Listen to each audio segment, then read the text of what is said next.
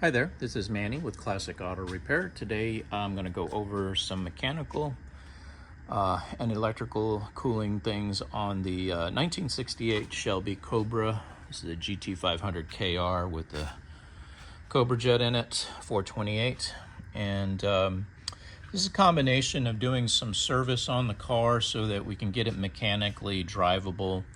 The car is going to go through a restoration process, so my purpose in this visit is to make sure the car moves around, it's drivable on the road. The brakes are locked up, the starting condition's pretty poor right now. It's got some electrical issues, no brake lights, turn signals, things like that. So I'm kind of approaching this on a staged, kind of almost like a multi-process repair.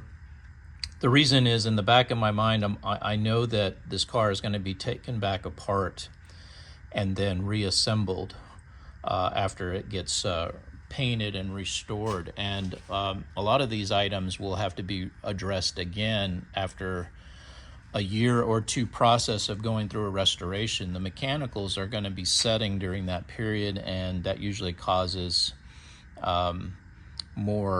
more repairs to be done. These cars don't do well sitting around in body shops. The parts get rusty. The fuel systems get tarnished gas in it, and things started getting plugged up. So I want to do these things, but again, I want to do them in the right order. For example, the carburetor has a fuel leak. You can see gas down on the intake manifold. It's leaking out of the accelerator pump, and it's got some clogged passages. A vent has been leaking from the floats getting stuck. It needs to be rebuilt, but sending it out, taking 6 weeks to get the carburetor restored and rebuilt, bring it back, put it on the car, and then have the car set for a couple of years, the carburetor is going to need a rebuild again. So I'm just kind of like trying to decide what's the best approach on this, and I will be discussing that with you so we can make some decisions that make sense. As far as other mechanical things, the spark plugs, I have marked a couple of the cylinders with tape that were not responding to my testing. So that means the spark plug is fouled and needs to be replaced. So I have a tune-up on my repair list, which will get it running better. It's got a vibration right now, and it's hard to start, again, related to carburetor as well as the ignition system. Now, there are some contact points and condensers inside of this distributor, and they are corroded, so you're not making good contact, and the fire is weak because of it. The coil looks to be original, so we're not going to get a real hot spark out of this coil, which is going to affect the drivability and performance of the ignition system. So a lot of times if I try to find an original part, which will be astronomically priced, the problem is it may not shoot out a good spark either. So it's kind of like, if it's going to go into a concourse show, you almost want to have a box of parts that are for the showings, for the auction, and they only get put on for that purpose. Otherwise, you want to run new parts that have better performance, because a part that's from 1968 is going to have 50 years plus on those parts, and they're just not going to perform the way that you need them to on a day, on a regular basis. So we'll discuss that and kind of make some decisions there. So on this, I do have a tune-up. I'm just going to run down the list as I go through. You'll be able to follow around, along with your paperwork. I went ahead and decoded the VIN number just to verify that everything was correct, and it is a correct 428 Cobra jet. You can find all that information there. I'm sure you already have it. It shows the production number, location, and things like that. Then I went into my inspection. The headlights are good, have high and low beams. They're a little dim, but unfortunately those are old bulbs. And they do have the Fomoco emblem right there. So these are original bulbs, which is what you want in the car. But they're very dim because, again, they're 50 years old, so they're not going to be very bright on the road. Not that you'd be driving this car that much at night. Let's see. Brake lights are faulting, and now that's important. You want to be able to let people know when you're stopping. So that's something that's critical, needs to get fixed. The license plate light is not coming on, which they'll pull you over if you are driving at night and don't have a light down there. The dash lights are not operating. So that's usually the headlight switch, a fuse, or some other related power problem that I'll have to just check and see what's going on there. Turn indicators are not working. So this has a sequential system, I believe, in 68. The tail lights sequentially blink, and that is a real big problem on these. If they have a little servo and it makes it blink kind of the side, same as the Thunderbirds. If it's working correctly, it's great, but finding the parts and making that all work is a big process. It's hard to get everything you need, but I'll get into it and find out what's going on. So what I've done is I've basically placed diagnostic time, which gives me funds to research and find out what's wrong with that system or that fault. And then once I find it out, I'll either be able to cover it with the diagnostic labor. In other words, if I charged $100 and it took $50 to fix it, well, then you have $50 that I can apply to some other part of the repair. If it takes, for that $100 repair, it takes $200 because it needs more work to fix, for example, the taillight turn signals, and maybe it needs a $300 part, I'll add that to a revised estimate, and you'll see that to get approved. You don't have to have the repair done at this time, but at least you know now what the cause is, what the problem is, and then we can make a decision as to whether we want to fix it now or after the restoration is done, or have the people that restore it fix those particular issues. All right, so that's what that is on diagnostic time. So let's keep going down the list. Wipers are okay, I tested that. However, there is no windshield washer bottle, which is located over here. It's missing all of the hoses. I can find a few hose ends here. These are the original ones that are cracked. This goes to a squirter jet, which is located right here. It's missing as well. And of course, then those squirter jets pop through this cowl and spray on the windshield. So we're missing several parts there to make that system complete. And we can kind of look at what we need to do there. Finding original parts to make this thing concourse quality is going to be a long, expensive process. It's just everything on these cars is date coded. They have a stamp and it'll say C8 whenever it's the correct year production part. So as I go to look for things, it has to have that C8 designation, or a judge will catch it and they'll mark it as not an original a part on that car. And again, it just depends on what level you want to take this.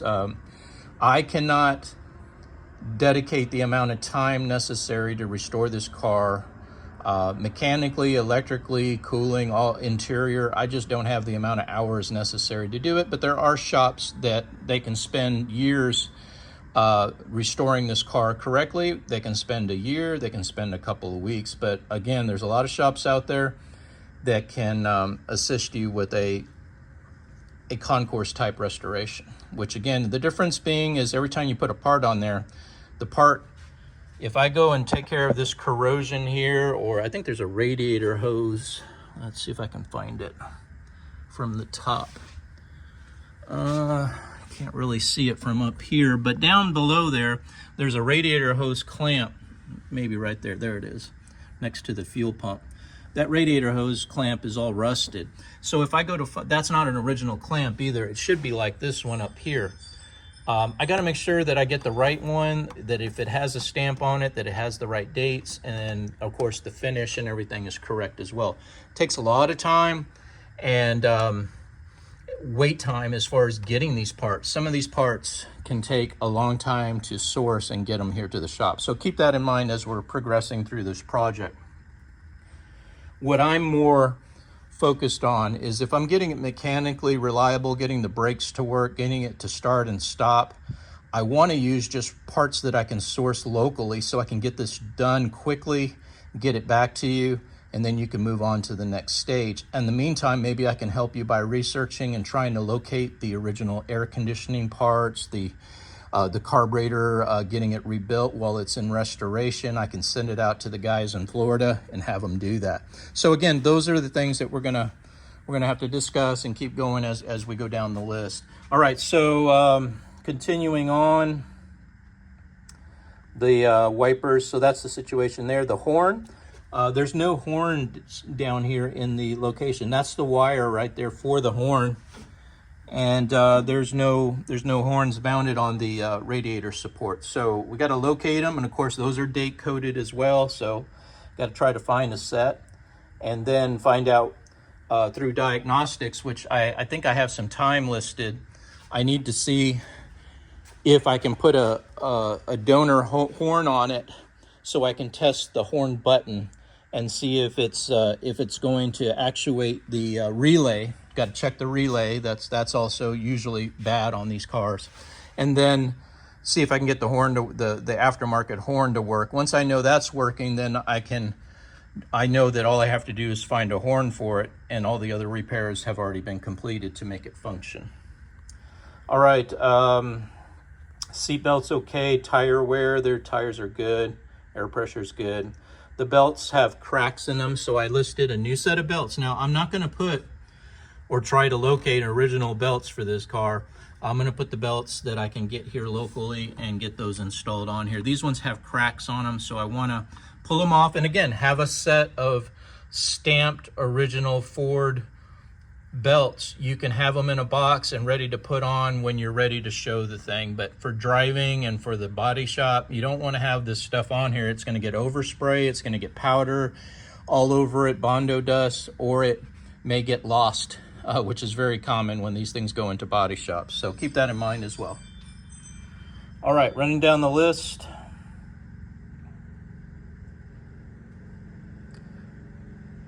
Let's see, air pump. Okay, so the air pump is this thing right here. This is for emissions, and they put these on the cars in the late 60s and 70s. And this air pump is bad. That's why the belt isn't connected on it. It has a bearing in here, and I can feel the slop and the looseness in here. It's actually kind of gets in a bind. So a lot of times people will just cut the belt off because they make a lot of racket and they don't work too well.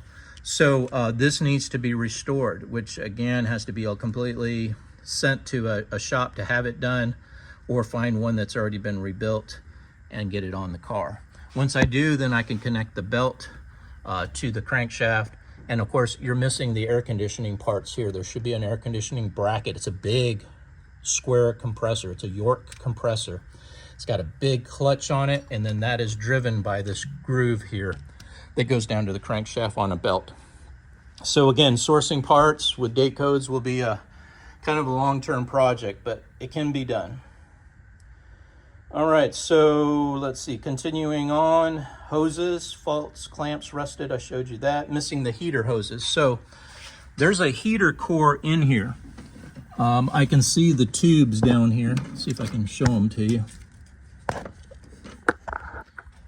Right there is a heater hose fitting right there. So that fitting, there's two of them, connect to a heater core. And the heater core is either bad, or they just didn't connect it for some reason. Maybe they were missing some parts. But normally they disconnect the heater hoses when the heater core is leaking inside of the car because it's rusted out. So that can be a big job.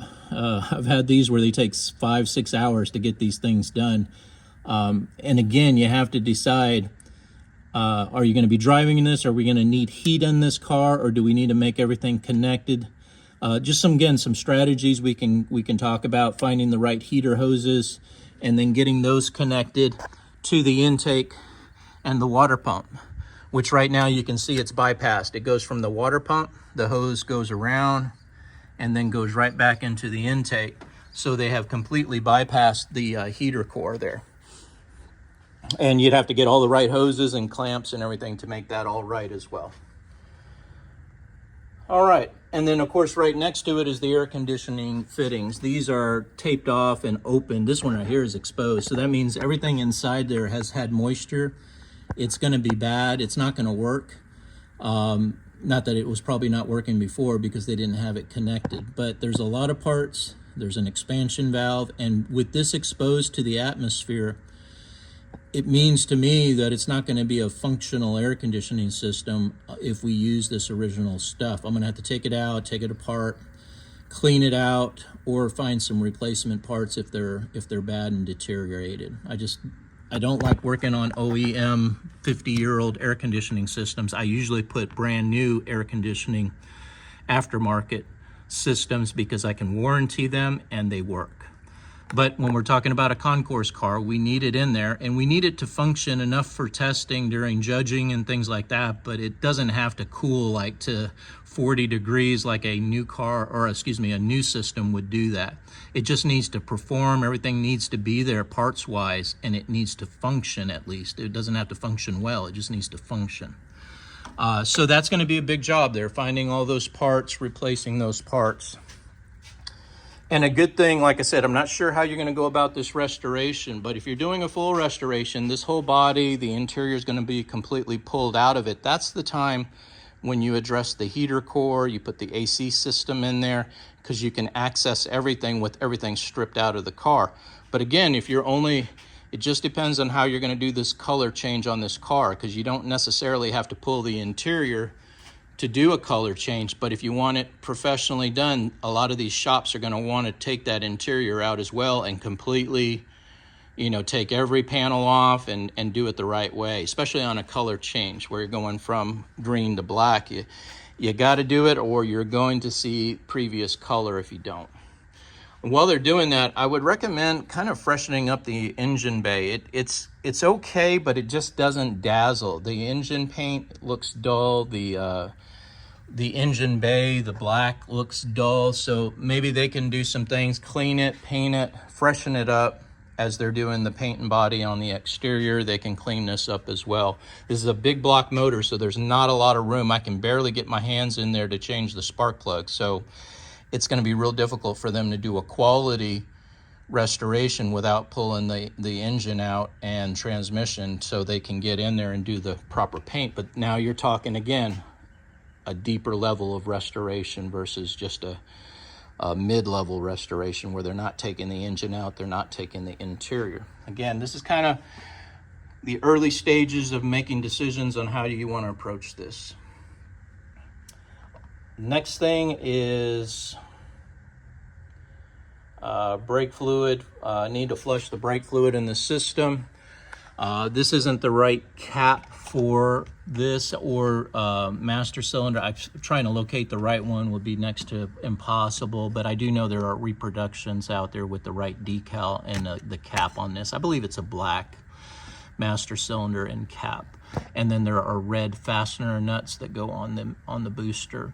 So again, things can be done to improve it, but it's functioning now, and what I want to do mechanically is flush the system. And I wouldn't put the original master cylinder on it. I keep it in a box, and then when it finally gets ready to show or be sold, then you can swap those NOS parts at that time. Things like this need to be refinished or replaced.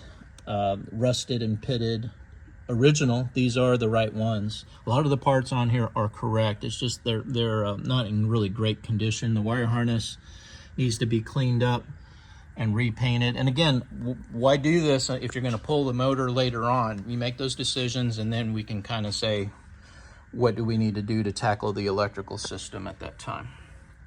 All right, so coming down the list, let's see, brake fluid, and the brakes feel good, but I do have a locked up rear axle, so I'm going to take the wheels off of all four, check the calipers, because the aluminum calipers tend to freeze up, and the stainless and stuff gets corroded. I'm just going to have to look and see how long this thing's been setting and what kind of condition those parts are in. And of course on the rear, find out why it's locking up, and probably have to redo the brakes on the axles. But again, if this car is going to set for a couple of years, those wheel cylinders will start leaking again within a year, and you're going to have to redo the work again. So again, let's make sure we're using your money appropriately, and I want to make sure that the repairs I do make sense and they're of value, so that we're not working backwards there.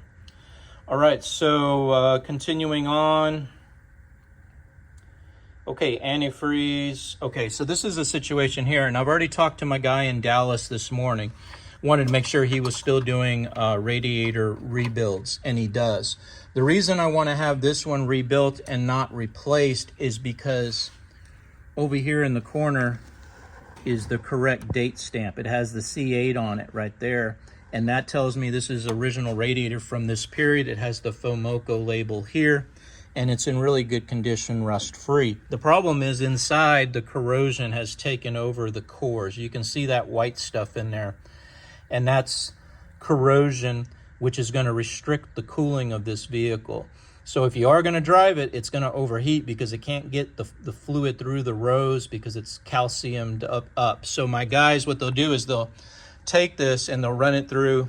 First, they'll try to run it through a heat bath where they'll flush it and try to get the calcium out of it. If they're not successful, then they'll have to take the core, which is the center part with all these fins in it, remove it, and weld in a new core into this frame of the radiator and tanks so that it stays original, but then you regain the performance of the cooling system again. The fan clutch is good. I don't see any problems there. Water pump so far, I don't see any leaks out of it. Again, the rest of the cooling system seems to be in pretty good shape there. All right, so running down the list. Power steering's okay. Let's see, transmission fluid okay, PC valve. It has a PCV system, so we don't have to worry about that. Air filter is dirty. We're going to put a new air filter in it. Spark plugs are fouled. Fuel filter, we're going to go ahead and put a new one in because it needs it anyway. Fuel filter goes right here. And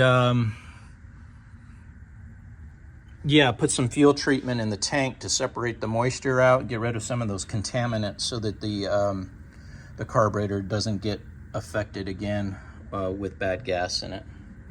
All right, so battery tested okay, no problems there. It looks like a battery's installed. I don't believe it has the battery clamps, which it doesn't. There's supposed to be some clamps that hook down here on the lower tray, comes across the battery and holds this battery in place so it doesn't move around. And of course, it needs to be all original type hardware so that it passes the testing. Brake pad wear, again, I'll get into the brakes and find out what's going in there once we get the diagnostic approval and get our deposit so we can start working on that part of it. All right, next page. Let's see what we have here. Diagnostics, mechanical first start. So this is what I've done so far to get the vehicle running.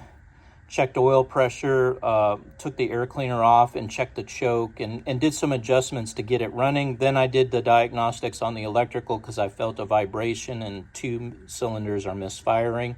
Now that can be spark plugs, it can be compression, it could be a valve being stuck, which all of those things can cause the issue. I just don't know what it is until I get in there. That's why it's diagnostics.